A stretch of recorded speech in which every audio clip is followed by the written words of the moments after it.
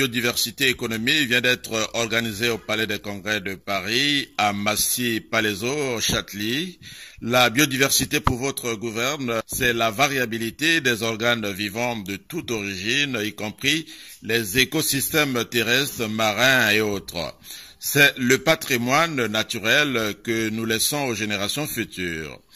Notre responsabilité est donc très engagée, comme nous l'enseigne souvent le président de la République, Denis Sassou Nguesso, président de la Commission climat du bassin du Congo.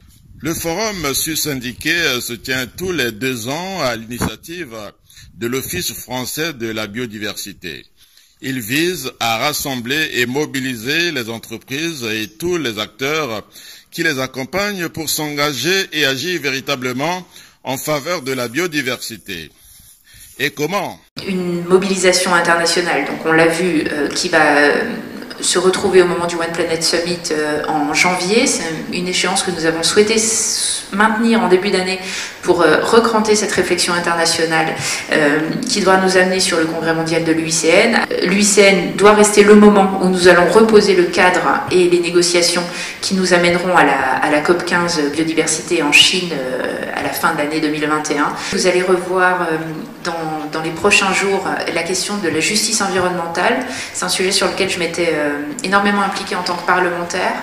Nous avons un projet de loi sur un parquet européen et justice spécialisée qui va ramener ces sujets et qui va sans doute beaucoup vous intéresser. Dans cette perspective, l'écrivain-chercheur congolais Michel Innocent PA, qui a pris part à ce forum, appelle à un partenariat entre l'Office français de la biodiversité et les autres zones qui militent pour la protection de l'environnement et par ricochet la vie de la planète.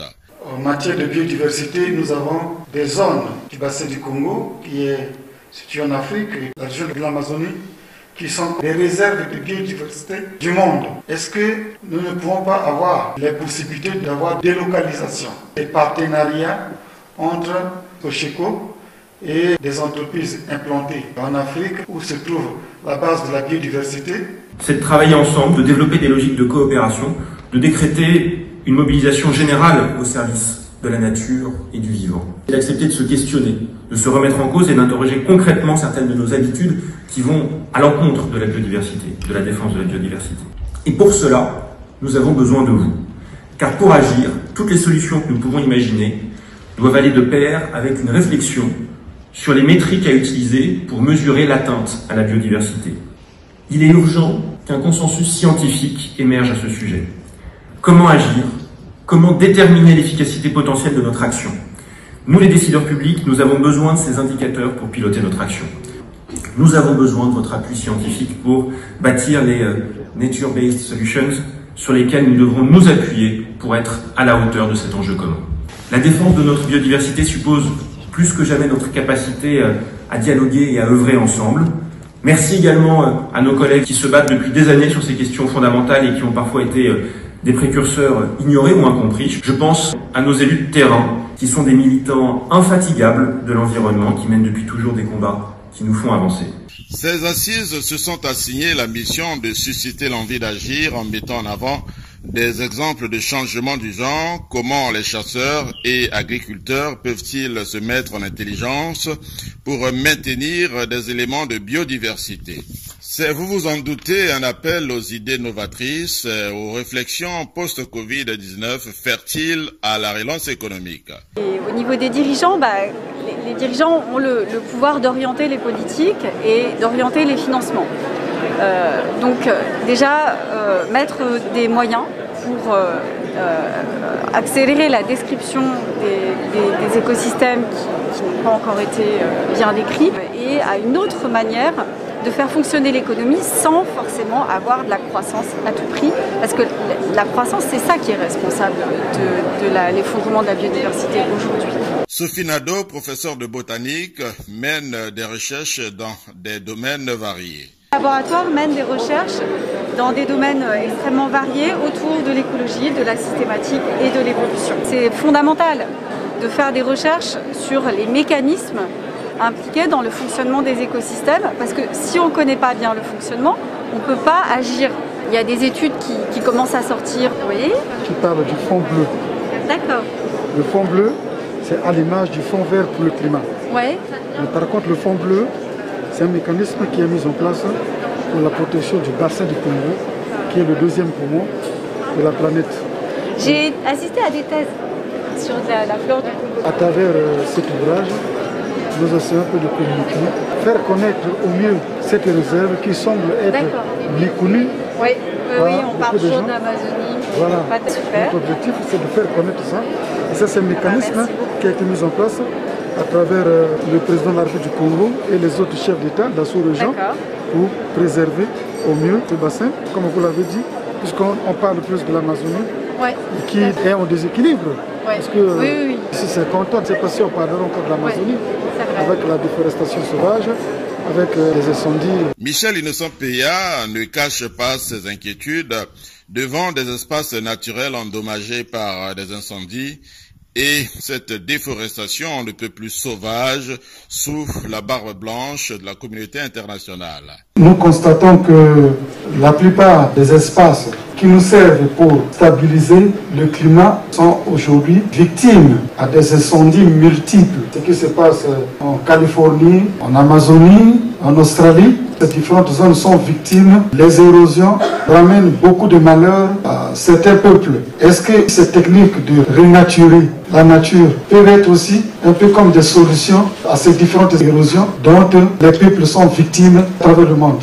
Il n'y a pas de combat qu'on espère obtenir des bons résultats s'il est mené en solitaire, estime Michel Innocent Peya, fort de ses ouvrages, à savoir La vision verte, Planète poignardée et ménottée, Le fond bleu, mécanisme de financement et de gestion du bassin du Congo pour la protection de l'environnement mondial, Denis Sassou Nguesso au secours d'un monde dans le coma et en réanimation.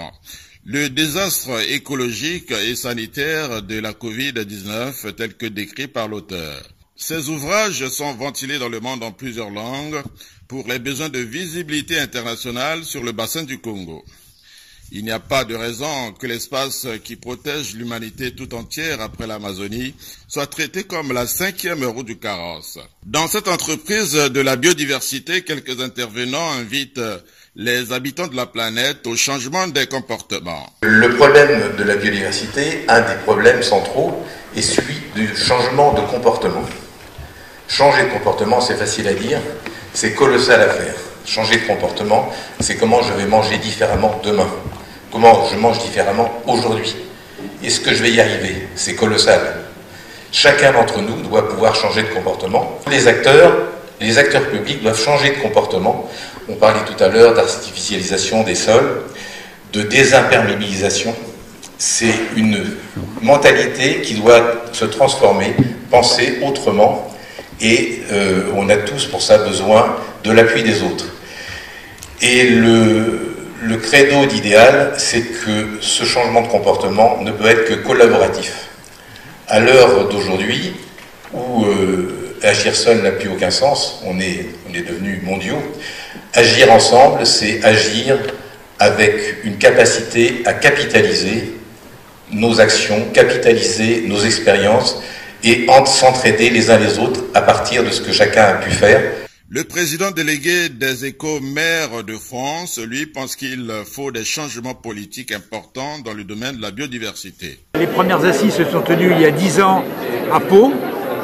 C'était un peu embryonnaire en matière de biodiversité, en matière d'environnement. Aujourd'hui, à Massy, on a comme objectif de faire bien passer le message auprès des communes urbaines, de manière à ce qu'il y ait des changements de politique assez importants, même radicalement à l'opposé de ce qu'on a pu faire jusqu'à présent, pour qu'on soit sur une planète durable. Alors la biodiversité, c'est un marqueur, et c'est aussi un marqueur des actions que les élus locaux engagent. La police environnementale qui a pris part au forum sur la biodiversité a échangé avec le docteur Michel Innocent Peya sur leurs actions sur le terrain. On a suivi tout à l'heure Mme Pétresse qui a parlé de la police environnementale qui a été mise en place pour les missions de protection de la biodiversité. Les missions de protection de la biodiversité, et notamment toutes les missions de police, sont coordonnées au niveau département par une instance qui est chapeautée par le préfet, qui réunit tous les services qui font de la police de l'environnement et qui définit les priorités de contrôle et les priorités d'intervention. Donc notre travail est à la fois validé par le préfet pour l'autorité administrative et par le procureur pour l'autorité judiciaire. Le forum a défini quelques pistes d'action. J'écris sur les questions climatiques environnementales. D'accord. Et notamment aussi sur le bassin du Congo qui est le deuxième poumon de la planète après l'Amazonie, c'est de faire connaître le bassin et pour que ensemble les difficultés que nous voyons au niveau de l'Amazonie, comme elles sont les mêmes au niveau du bassin du Congo, question de ramener les décideurs du monde, conjuguer les efforts pour justement soutenir les initiatives qui sont entreprises. D'accord, bienvenue déjà. Hein. Depuis une trentaine d'années, est justement au service de la planète. C'est vrai qu'au niveau de l'Afrique aujourd'hui, fait un gros travail de sensibilisation à l'international. Pour la protection des forêts, oui, des grands singes, des espèces animales qui sont notamment menacées par la les singes par les braconniers. Oui. Et puis la surexploitation forestière. Oui. Qui voudrait transformer la forêt uniquement en culture et donc on perd la biodiversité. Tout ça pour des questions de rentabilité à court terme. Ah, mais c'est certainement très intéressant. Je vous lirai avec beaucoup d'intérêt.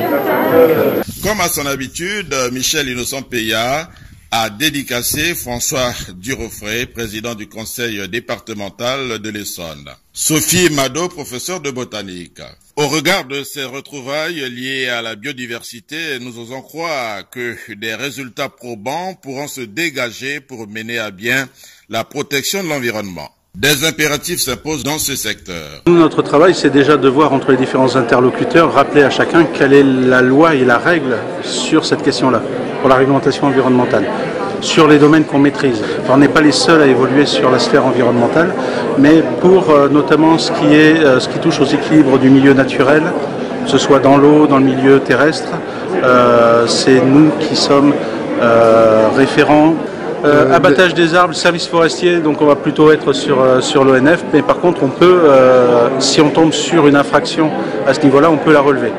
Donc on est compétent en fait pour relever toutes les infractions du Code de l'environnement, à part celles qui touchent spécifiquement à l'industrie et qui sont dans le Code de l'environnement. Quand on va sur le terrain pour des actions programmées, et donc là on va être notamment pour essayer de contrôler des actes administratifs qui ont été faits et qui imposent aux personnes de réaliser les travaux sous certaines conditions. Les défis au niveau à la fois environnemental et économique aujourd'hui dans le cadre de cette crise sanitaire qui sont majeurs. On sait aujourd'hui que l'importation de certains produits favorise la déforestation à l'autre bout du monde. On est dans un projet globalisé.